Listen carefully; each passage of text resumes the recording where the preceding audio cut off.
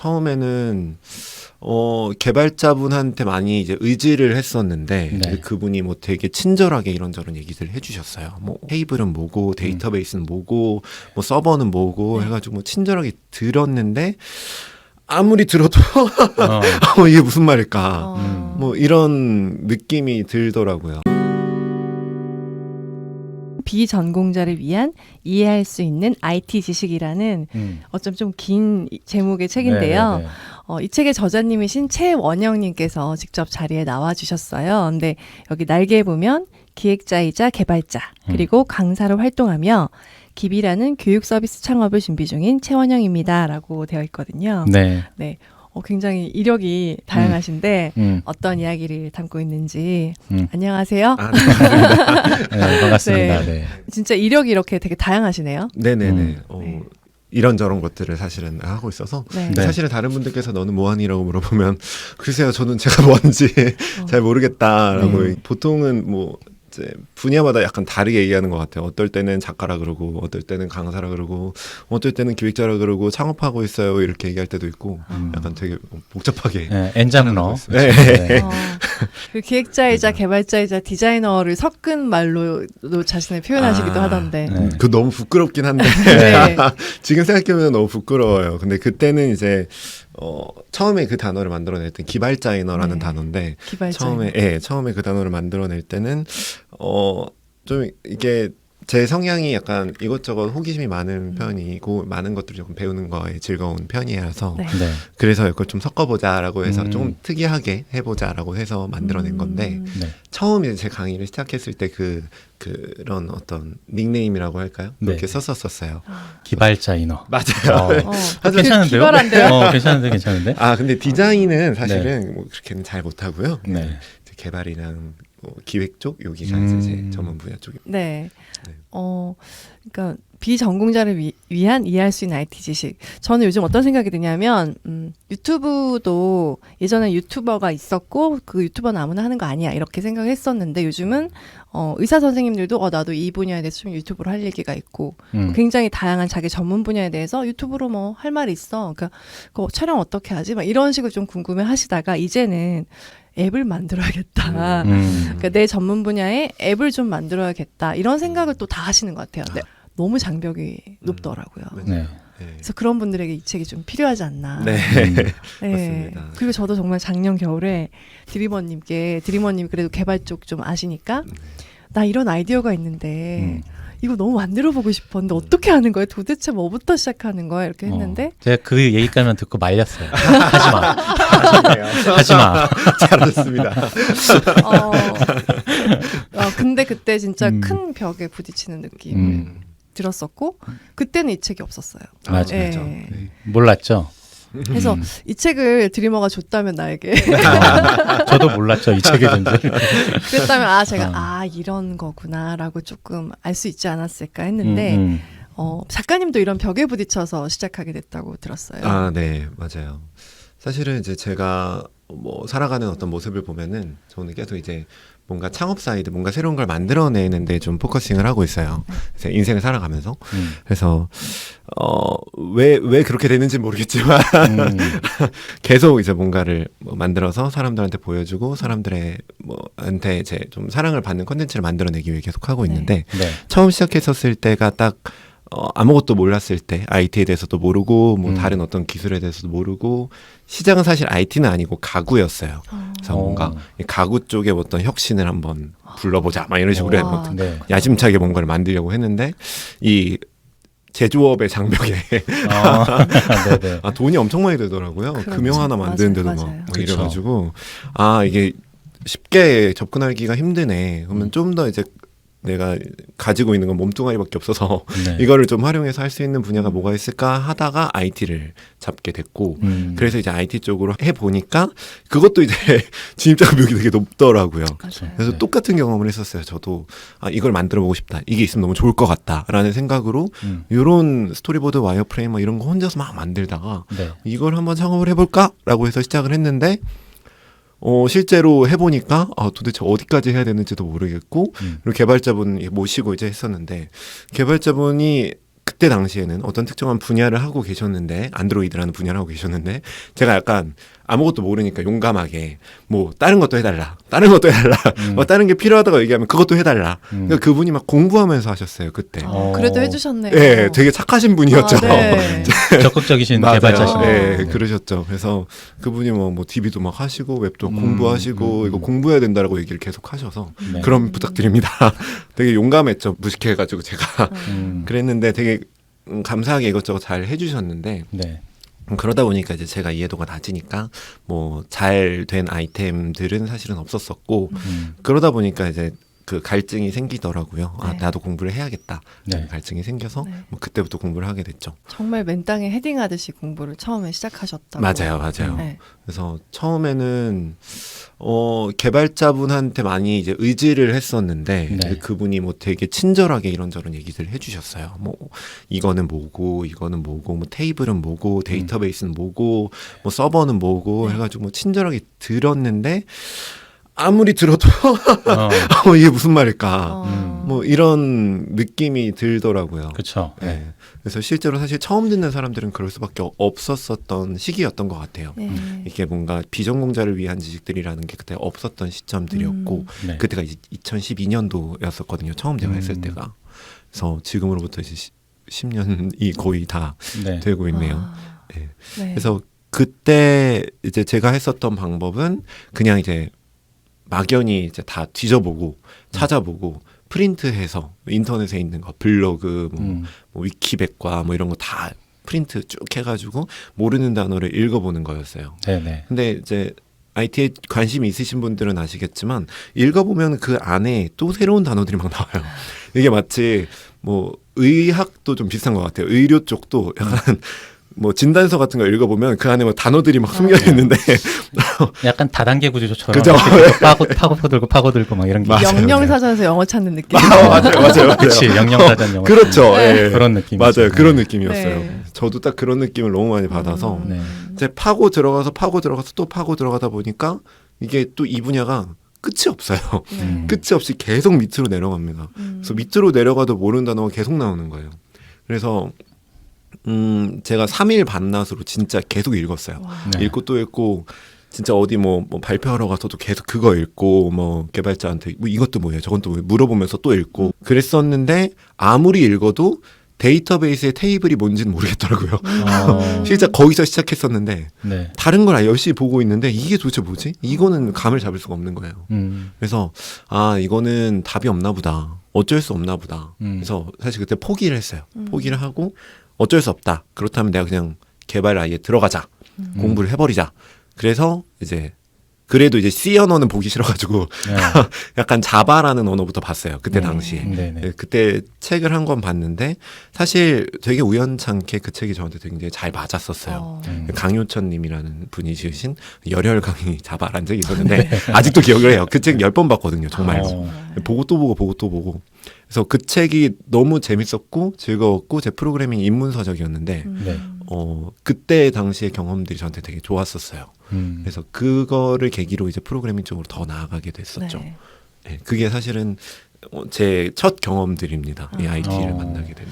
저는 이 책이 뭐랄까 지도이자 통역서다. 네네.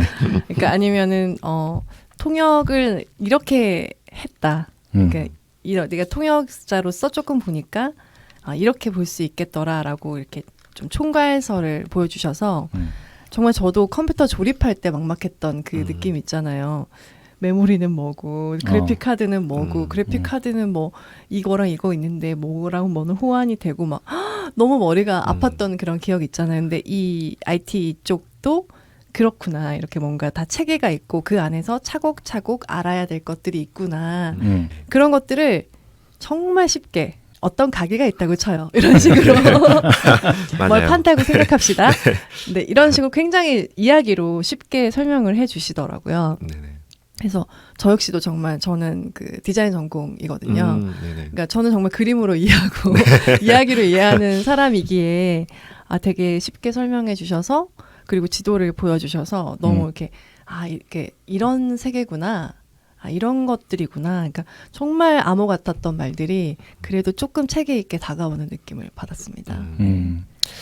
그 작가님께서 이제 기획 처음에 하시고 그다음에 이제 개발자의 길로 들어섰잖아요. 네네. 근데 그 과정 중에서 또 이런 책이 또 나오기 위해서는 뭔가 좀 직접적인 경험들이 또 쌓이고 쌓여서 아 이대로는 도저히 안 되겠다 그런 생각이 좀 드셨을 것 같거든요. 네네네. 주로 어떤 경험들을 하셨을까요? 이런 답답함 같은 게 있으셨을 것 같아요. 네네. 사실은 그러니까 기획자로 일을 하고 개발 공부를 한 다음에 다시 기획자로 일을 했어요. 네. 그래서 전에 있었던 2012년도에 저는 개발을 모르는 기획자였고, 네. 그리고 그 이후에 개발 공부를 하고 난 저는 이제 개발을 아는 기획자가 된 거죠. 음. 그러고 나니까 이제 주변의 친구들이 저한테 물어보더라고요. 이건 뭐고 저건 뭐고 막 이런 식으로. 그래서 IT 회사에 다니는 주변에 있는 친구들도 있고, 네. 그리고 저희 회사 안에서도 사실은 다양한 이 뭐랄까 오해들을 직면하게 돼요. 네. 그렇죠. 특히 이제 디자인 하시는 분들이라면 개발자랑 같이 이야기하시는 디자이너 분들이 개발자분도 그렇고 디자이너 분도 그렇고 서로 이제 말이 통하지 않으니까 거기서 생기는 오해들이 이제 작은 것들이 점점 쌓여서 둘이 약간 감정의 골이 깊어지기도 하고 네. 이런 일들을 옆에서 이제 보게 되더라고요. 네. 그래서 중간에서 아무리 이거를 뭔가 음. 이렇게 완중작용을 하려고 해도 이 풀리지 않는 근본적인 이 의사소통의 한계들. 네. 그것 때문에 뭐 디자이너분한테나 혹은 개발자분한테 서로 뭐 이거는 디자인은 이런 분야고 뭐 이렇게 되고 뭐 개발은 이런 분야고 이렇게 되고 약간 이런 식으로 설명을 많이 했었던 것 네. 같아요. 네. 중간에서 이렇게 막 중개 역할을 맞아요. 근데 사실 어. PM을 해본 사람들은 다 알게 네, 되잖아요. 그쵸, 이렇게 예. PM 프로젝트 매니저라는 직군 자체가 약간 그 통신병 같은 느낌이 있어서 네. 이쪽 말을 저쪽으로 전달해주고 네. 이런 것들. 네. 암호 해석가죠. 맞아요. 중간 단계에서 이렇게 해석을 해주는. 네. 맞아요. 제가 되게 음. 오래된 영화인데 컨택트라는 영화를 봤는데 그 네. 영화의 그 내용이 뭐냐면 언어가 사고 체계를 바꾼다. 그런 게 되게 주된 내용이에요. 외계인 나오는. 예, 외계인 영화예요, 내용인데 그죠? 외계인이 언어를 하고 그 어. 언어를 서로 소통하면서 뭔가 사고 체계가 바뀐다는 게 되게 테마 중에 하나였던 것 같은데, 그러니까 그 디자이너의 언어와 그런 프로그래머의 언어가 너무 다르니까 맞아요. 생각 너무 다르죠. 자체가 다르니까 저는 포토샵을 하는 사람인데 그분들은 그걸 쪼개서 이렇게 다 집어넣고 그다음에 반응하게 만들고 이런 것들은 너무 다르니까 그리고 이분이 어디까지 할 수 있는지를 모르니까 맞아요. 그게 이제 이것 좀 고쳐주세요 하면 이게 어떻게 뒤집어서 해야 되는 건지를 모르니까 정말 오해가 쌓이고 쟤는 왜 내가 하는 일을 왜 끝까지 못하는 거야 이런 글이 되게 많이 책 속에 있더라고요. 그러니까 이 역할이 뭘 하는 역할이다라는 거를 알아야 정말 매니저를 할 수 있는 것 같아요. 맞아요. 네. 근데 사실 뭐 프로젝트 매니저뿐만 아니라 이제 제 강의가 사실 처음 이거 원래 강의 네, 본을 네. 제가 책으로 낸 거거든요. 네. 그래서 사실 이 책을 얘기하기 위해서는 강의를 얘기할 수밖에 없는 것 같아요. 네. 그래서 강의를 처음 냈었을 때 제 강의는 이런 식으로 시작하지는 않았었어요. 제 강의는 디자이너 분들을 위해서 만들어진 강의였었어요. 그렇구나. 처음은. 그래서 시작했었을 때 정말 밤에 그냥 누워서 새로운 어떤 플랫폼을 봤는데 이게 그냥 아무나 누구든지 알고 있는 지식을 네. 다른 사람한테 알려줄 수 있는 플랫폼을 발견을 해서 그 플랫폼에다가 그냥 편하게 올려봤었어요. 저녁에. 그리고 나서 그 다음날 되니까 놀랍게도 아무 일도 일어나지 않았고요. 놀랍다. 네. 네. 한 달이 지나도 아무 일도 일어나지 않았고요. 네, 네. 세 달이 지나기까지 아무 일도 일어나지 않아서 저는 제가 거기에 올렸다는 걸 까먹고 있었어요. 네네. 세 달이 지나고 나서 진짜 신기하게 네. 어떤 분이 제 강의를 신청해 주셨어요. 디자이너 분이셨는데. 무기가 있었구나. 예. 그래서 디자이너 분한테 이런 내용도 아니에요, 사실. 그 퍼블리싱이라는 분야가 네. 있어요. 그 분야는 웹을 디자이너로 구현해내는 건데, 그러니까 웹을 구현해내는 어떤 분야인 거죠. 네네.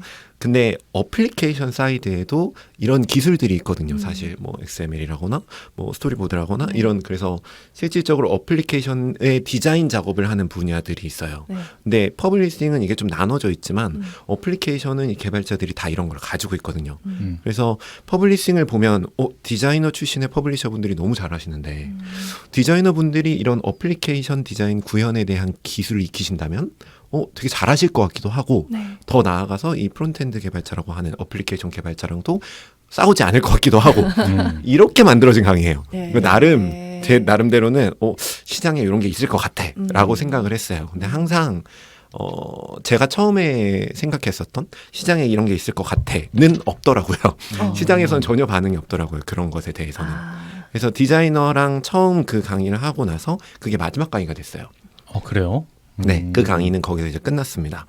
그리고 나서 이제 어떻게 이 강의까지 발전이 됐냐면 그 강의에 들어오신 다른 기획자분이 있었어요. 그것 또한 뭐 한두 달 뒤에 더 네, 들어왔어요. 네, 네. 그러니까 5달 동안 2명이 들어온 거죠. 네. 아, 되게 재밌다. 네, 그 5달 이후에 들어왔던 기획자분이 너무 감사하게도 제 강의 커리큘럼을 따라가 주시긴 했는데 중간중간에 그렇다면 이건 뭐냐 그렇다면 이건 뭐냐 이런 얘기를 들었는데 이건 뭐냐 API는 뭐냐 이런 것들을 계속 물어보시더라고요. 예. 그래서 제가 강의 내용보다 그 사람의 질문을 더 많이 대답해 줬어요. 그리고 나서 이제 강의가 끝났거든요. 그러고 나니까 이게 사실 시장의 니즈는 이쪽이 아니라 이쪽이 아닐까라는 생각이 좀 들더라고요. 네. 그래서 제가 사실은 창업 쪽에 계속 있다 보니까 이런 고집이 사실 없습니다. 그래서 막 혼자서 막 이게 반드시 막 이런 고집이 별로 없어요. 시장이 정답이다. 시장이 원하면 만든다. 네.